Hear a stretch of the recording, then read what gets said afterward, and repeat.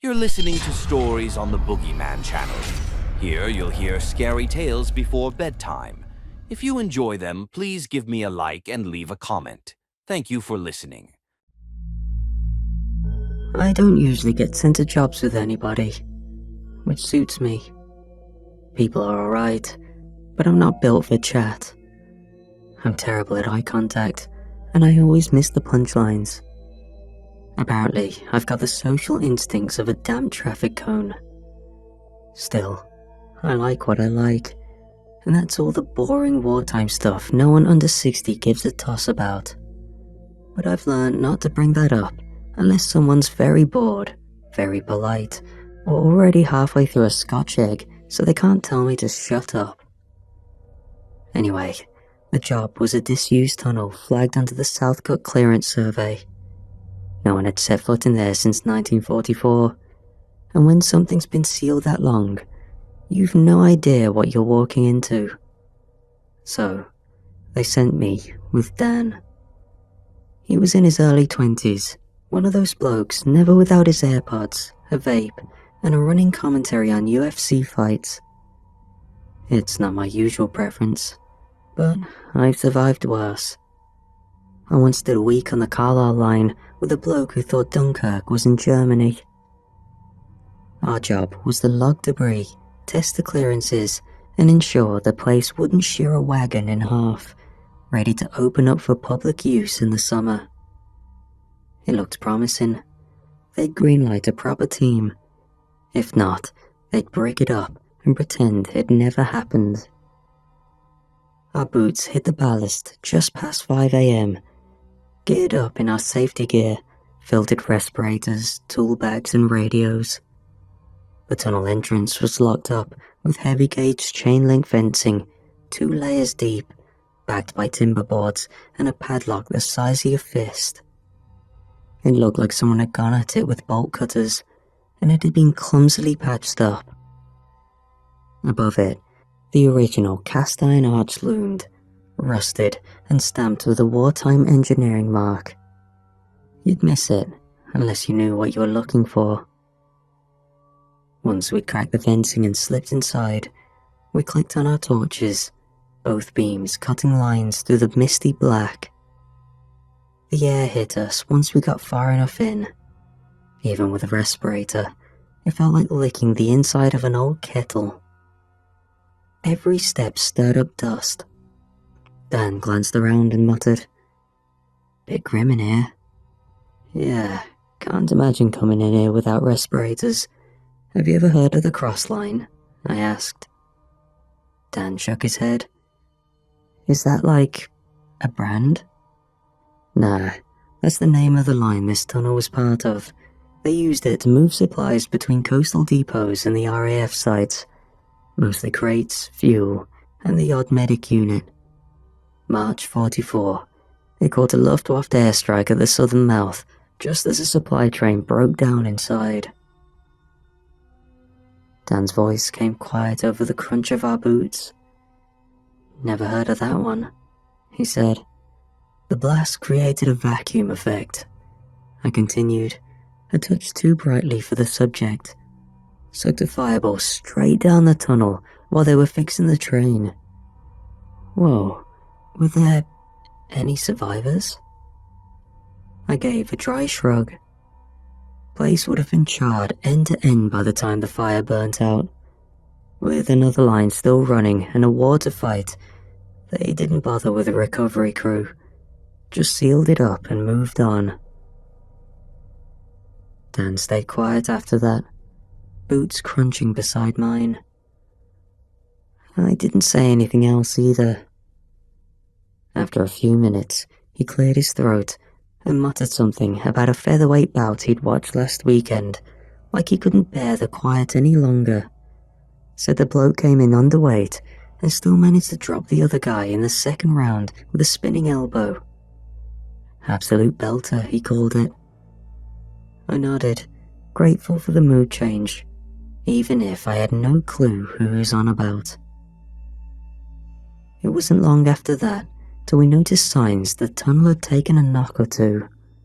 A few ceiling plates were broken, with rusted bolts hanging loose, and there was a shallow pile of crumbled brick near one of the cable housings that looked more recent than the rest. Nothing structural, but enough to keep your eyes peeled.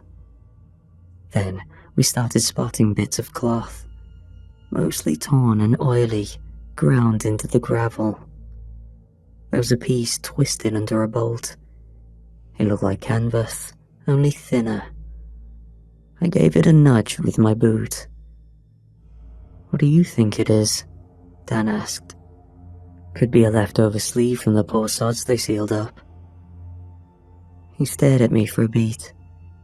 "You're joking, right?" "Course I am," I said, half laughing. "It's probably just a bit of coat from some drafted trespasser poking around. Does look weird though." "Should handle this," he muttered. "Stuff like this can trip someone up if they don't see it. Proper hazard if it's sticking up like that." He crouched over it and gave it a once-over with his glove. "Feels weird, bit tough. Not what I was expecting." "Alright," I said, watching him pull out a multi-tool from his bag. "I'll log the next segment up ahead. The junction box should be just past that bend." I tapped the radio clipped onto my chest. "Channel 4, yeah? Shout if you need anything. Or if the fabric starts acting all haunted.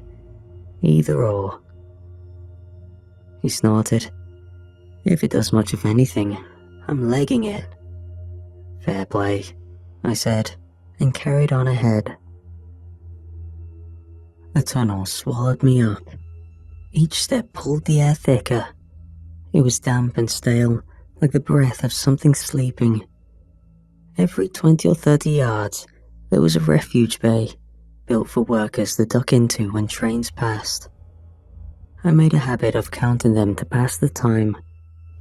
Just after the 8th bay, I spotted the glint of twisted steel, the husk of a freight wagon. My heart actually gave a little thump.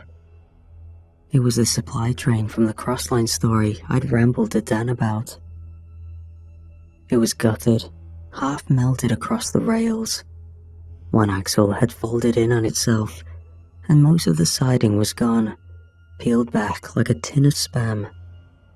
What remained was pitted with rust and speckled with the droppings of whatever bats or birds had snuck in over the years.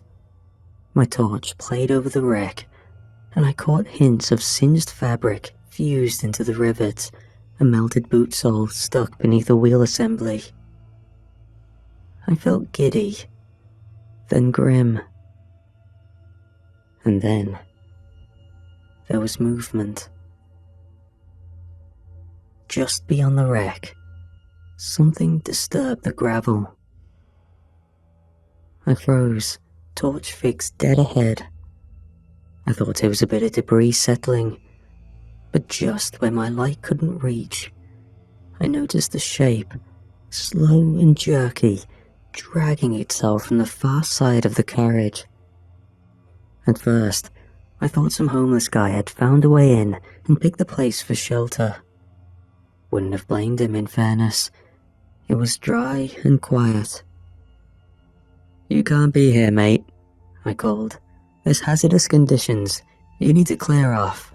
I won't press you. Just get out." That was when he shifted into my light. The first thing I noticed was, it looked like he was wearing someone else's skin. Or trying to. Chunks of it clung to him. It was as if he'd torn it free in a frenzy and slapped it over himself without care. Bits of torso, a forearm, part of a thigh. The rest of him was raw, a blistered patchwork of wet red tissue and veins like overstrung wires. I staggered back, hard, boots skidding over the ballast, and landed like a sack of bricks. My torch slipped from my grip, skittering across the gravel and landing a few feet in front, its beam fixed squarely on the thing. I didn't go for it, no. I turned and bolted, heart hammering, feet slipping over loose stone. I threw myself into the nearest refuge bay and crouched low in the dark, breath snagging in my throat. I stayed silent, listening for footsteps, until I realized the texture under my knee wasn't ballast. Whatever it was tacky and stuck to my trousers. I reached for my phone and lit the lock screen. The glow spilled over the torn flesh. Skin was missing in wet flaps, chunks of it peeled and cut off messily, exposing glistening muscle and slashed tendon. It was clear the man, or whatever it was, had done it. My hand shook as I cut the light and pressed back hard against the stone. Every inch of me was wound tight with panic, but I didn't dare move or breathe too loud. I strained to listen for any sign that the thing out there had heard me, but there was only a faint sound of metal clinking and some sort of sloshing. So I shifted forward just enough to risk a glance around the bay's edge, and saw the creature was caught on heavy steel cabling that had fused into his flesh. It carved deep, wet gouges through the meat of his legs where it had melted in. Every tug sent a fresh jerk through his frame. He tried to move forward, but the cabling dragged him back. As horrific as it was, I felt a twisted jolt of relief, because it meant he couldn't get to me. So, I crept forward on all fours as slowly as I could manage, keeping my eyes fixed on him. He was still jerking, still struggling against the cables, raw legs dragging in little bursts. But I kept going until my fingers found the torch and closed around it. Just as I was shimming away, my radio lit up. Southcote Control, this is Red Lead. Enemy overhead. Repeat, enemy aircraft sighted. Brace for impact.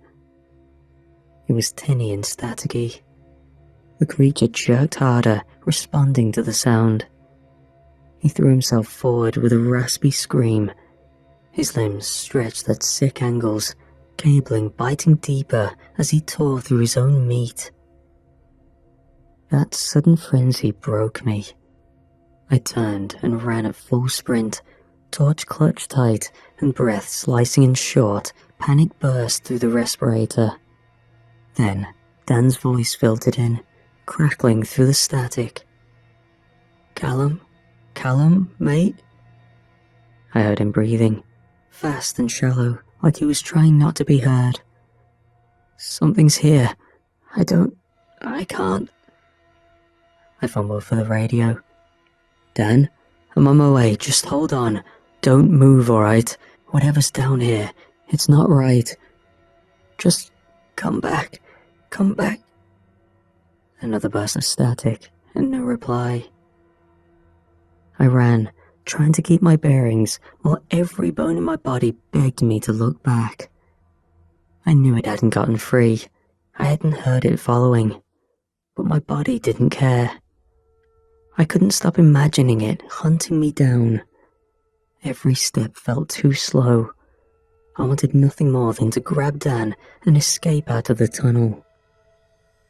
When I reached where I'd left Dan, his tool bag was still there, sitting just where he'd placed it.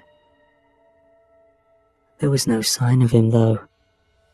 My torch flicked across the walls until it caught on a maintenance tunnel branching off to the side, narrow and half-choked with dust. I stepped toward it, my heart hammering, torch held tight. Dan?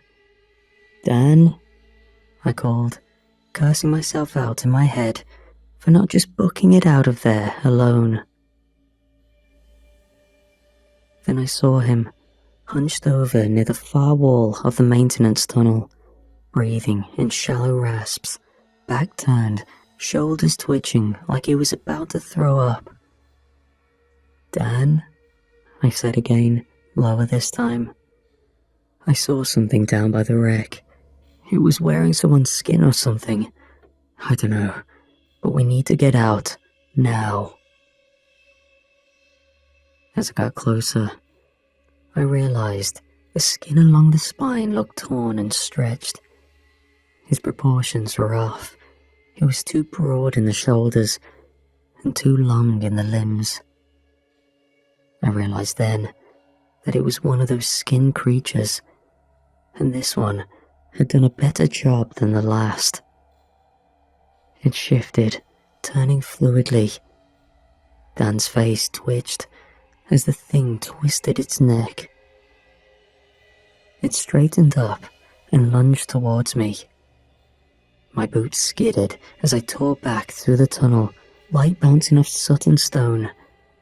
I could hear its irregular footfalls pounding and scraping against the gravel as it chased me. The mouth of the tunnel appeared ahead, that thin slice of morning light calling like a lifeline.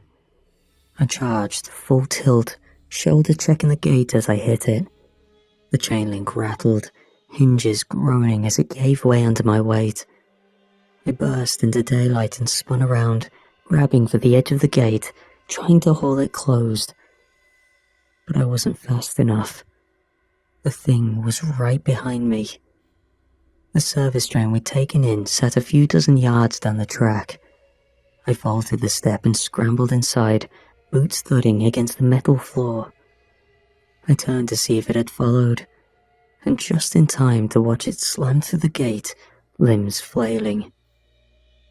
The second its bare back met daylight, it shrieked. The exposed flesh sizzled, blistering and splitting down. Steam hissed from beneath Dan's skin. It stumbled, jerking violently. What was left of Dan's face sagged sideways, folding at the edges. Then it reeled back, flailing as it crawled in reverse, dragging itself back into the dark. I stood there, panting, hands braced against the inside wall of the carriage. I shakily tore the respirator off my face and sucked in the cold morning air in deep and frantic gulps. My heart was still in my throat, every muscle in my body twitching with the tail end of the panic. When I was sure it wasn't coming back, I climbed down from the train, legs jelly beneath me, and turned toward the entrance. Part of me wanted to turn around and leave it swinging, but letting it out wasn't an option. So I hauled the gate shut and snapped the lock into place, stepping back fast the second it clicked. After that, I sat on the train floor for a while with my elbows on my knees. And when I could bring myself to move again, I started the train up and took it slow on the way back, my hands white-knuckled on the throttle. I told the site leads there was a collapse. Dan got caught in it, and I had barely made it out. When they asked about recovering his body, I said it was buried deep under debris, inaccessible without risking more lives. Anything to keep anyone else from going back in. That night, I just lay there, flat on my back, staring at the ceiling, and I couldn't stop thinking. My heart kept throwing itself around in my chest like it hadn't figured out the danger was over. So I got up.